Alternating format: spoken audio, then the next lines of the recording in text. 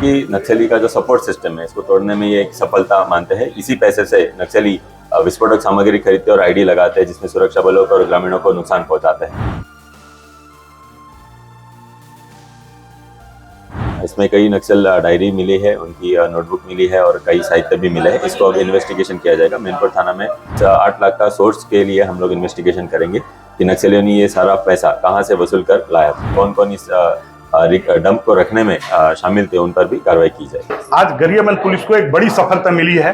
अब तो देखा जा रहा था अब तक कि मुठभेड़ हुए हैं और मुठभेड़ में जो लाशें गिनी जाती थी, इस बार पुलिस को एक बड़ी सफलता मिलते हुए जो नक्सलियों का जो आय का स्रोत होता है उस पर अंकुश लगाने के लिए एक बड़ी कार्रवाई करते हुए पुलिस ने एक छिपाए हुए डंप के स्थान से नक्सलियों के द्वारा लगभग 8 लाख रुपया बरामद किया है। साथ ही कुछ नक्सली साहित्य भी है और जिलेटिन नामक एक जो बारूद होता है जिसके माध्यम से ये विस्फोट करते हैं, ये भी बरामद हुआ है। आइए हम बात करते हैं निखिल राकेश जी, पुलिस अधीक्षक गरियाबंद से, कैसी सफलता मिली है और किस तरह की सफलताओं को कितनी महत्वपूर्ण मानते हैं।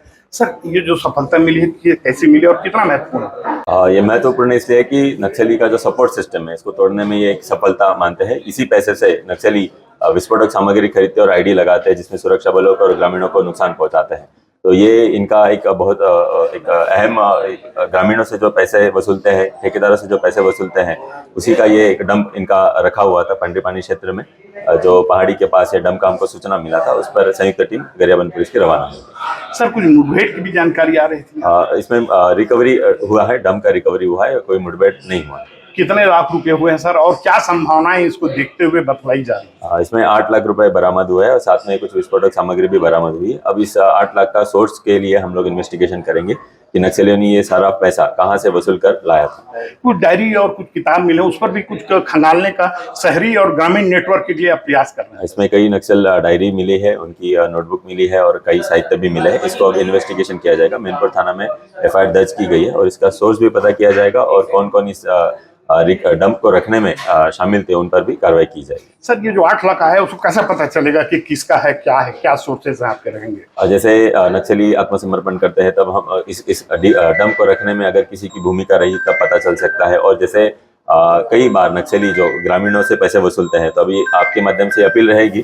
कि कभी भी नक्सली ऐसा अगर किसी भी ठेकेदार को हुआ या किसी ग्रामीण को हुआ कि पैसे के लिए मांग करते हैं या जब किसी को इस टाइप का एक्सटॉर्शन का काम करते हैं, तो हमें सूचना दी जाए, इस पर हम तत्काल कार्रवाई करें। पुलिस अधीक्षक निखिल राकेश जी ने स्पष्ट रूप से बतलाया है कि पुलिस को एक बड़ी सफलता मिली है और लगभग 8 लाख रुपया जो इनके मुख्य नक्सलियों के आय के स्रोत होते हैं, जिसके माध्यम से ये अपनी आवश्यकताओं को पूरी करते हैं, खास करके बारूद है, बंदूक है, गोली है, इसकी पूर्ति ये करते हैं। इनसे इनकी कमर टूटेगी और ये पुलिस की जो बड़ी सफलता है नक्सलियों के कमर तोड़कर रख देगी। फारूक मेहमान, IBC 24 गरियाबंद।